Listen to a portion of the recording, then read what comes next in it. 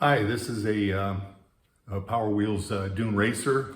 This Dune Racer is an older model, but they're still available from Walmart's and Amazon for about $300.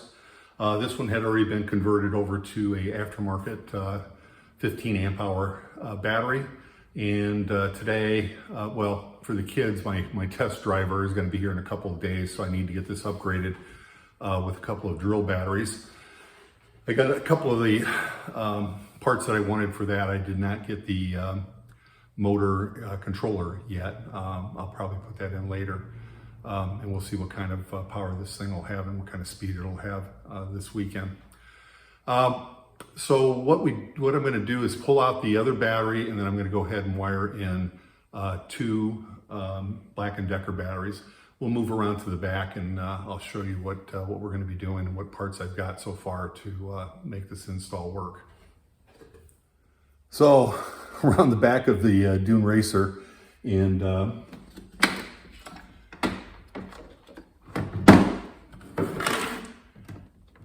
here's the aftermarket battery pack that was installed on this Dune Racer last year.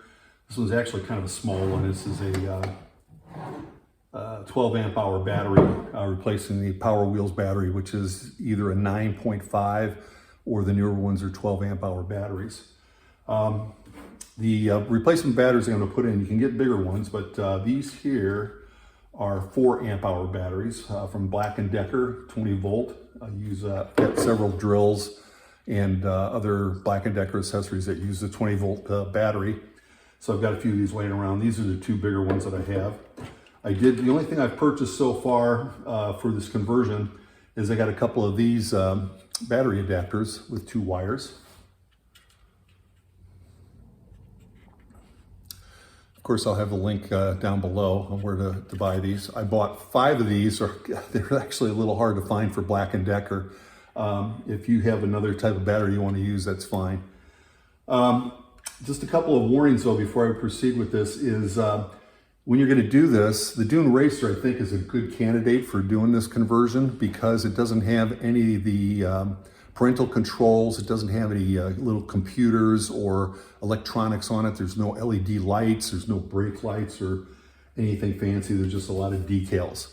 So the only thing that's actually 12 volts in here is the foot pedal switch and the motors themselves on the wheels.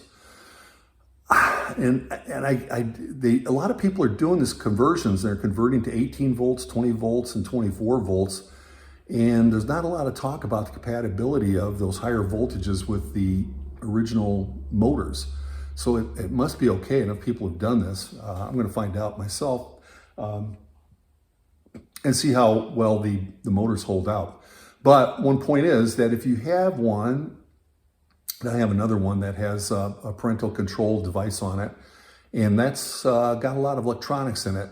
And you probably don't want to be hooking up 18, 20, and 24 volt batteries up to that system because you're probably going to burn up your electronics. So anyway, I bought these adapters, and you want to make sure you get the 20 volt adapters. If there's any confusion about whether they're 18 or 20, there is a difference. Make sure you get the 20 volt adapters. It's not identified with anything, but whoever's selling them should have a picture that shows the 20 volt battery installed on there, and then that'll be a pretty good clue. These are pretty good quality adapters. They're not blow molded. They're plastic molded. They're not 3D printed. They got a pretty nice pigtail of wires hanging off of them, and it snaps right onto the battery. And then just like off your drill or whatever your accessory is, you can just unsnap that. Unsnap. There we go. See how this one works. So what I got to do next is, besides making sure I can get these things off, is I got to get these things mounted somewhere. There's 2 mounting holes on here, and I just got to find a place to mount them at some place where I can actually wrestle the batteries out of these things.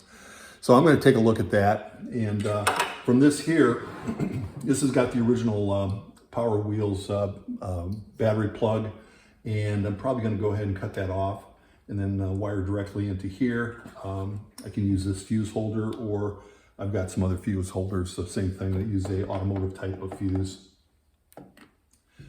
And let me get back to you in just a few minutes. Well, upon review, there really isn't a good spot to mount these inside this battery compartment. The lid actually, when it swings in there, covers up a lot of the stuff in here in the back part of the battery compartment. And there's really no place to really get them mounted in there. So the best thing to do is to just put them in there loose. And make sure you put enough wire in there that you can pull everything out so that you can get the batteries out and put them on the charger. So I think that's what I'm going to do. I'm going to cut these wires off, or you took the tape off of here. I'm going to take this battery charger plug, pull that off of there, put some shrink tube on the bare wires, get it all soldered up and put it back together. All right, so the goal is to clean up the mess that I had here from before. We'll get us back to where it was when it had a Power Wheels battery in here. So I'm going to snip off my little connectors here for the newer battery charger. So that's off.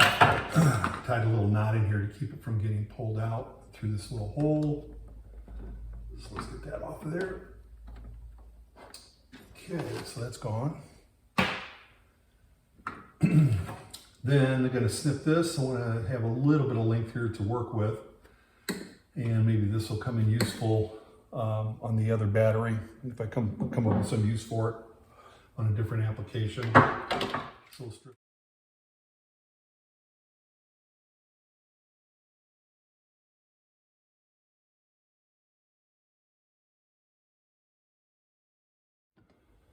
It's all taped up. Batteries can go in there, stuff the wires in there, close it up, and once again,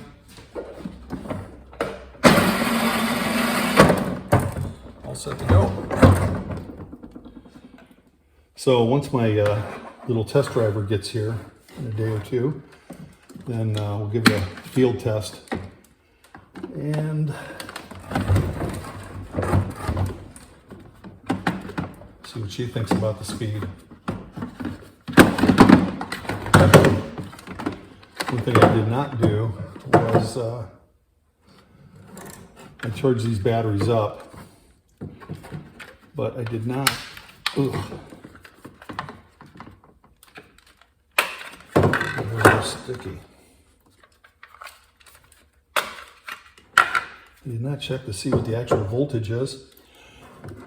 The batteries are marked, the Black+Decker batteries, and I'm sure all of them are marked with a positive and a negative on the outside terminals. So I'll stick one in here, stick one in there after I turn the battery voltmeter on.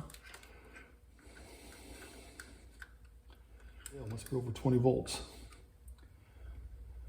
20.5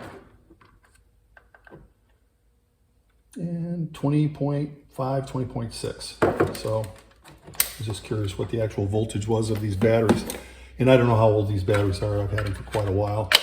Haven't bought a Black+Decker battery in quite a while. And once again, that is, these are 4 amp hours a piece. And I believe that since I've got them wired up in parallel, that I have effectively 8 amp hours of 20 volt batteries.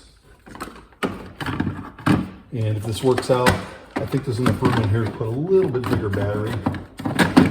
If I put them in sideways, I think it can get 6 amp hour batteries in here.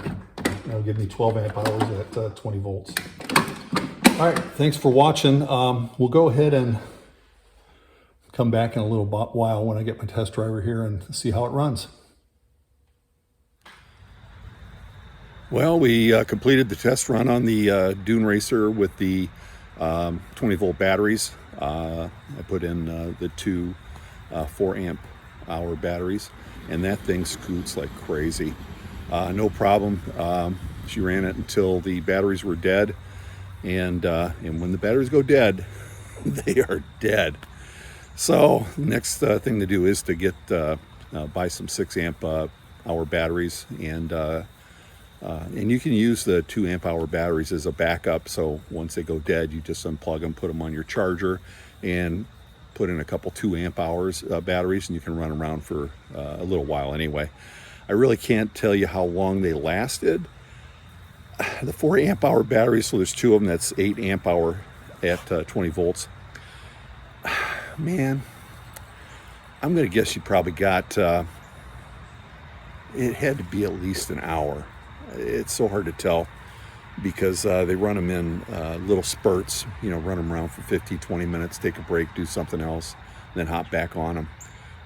But I was still very impressed with it. So we'll see how long the motors last and how long that works out.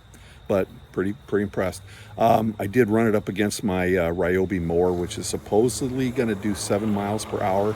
I could just barely beat the Dune Racer. So the Dune Racer is probably running 6 or 7 miles an hour, and it was not doing, on the 12-volt battery, it was not doing 5 miles an hour, because I've got some other electric cars, and they're supposed to do 5 miles an hour, and they were going faster than the Dune Racer. So that's about it. I'm going to call that a success, and thank you very much for watching.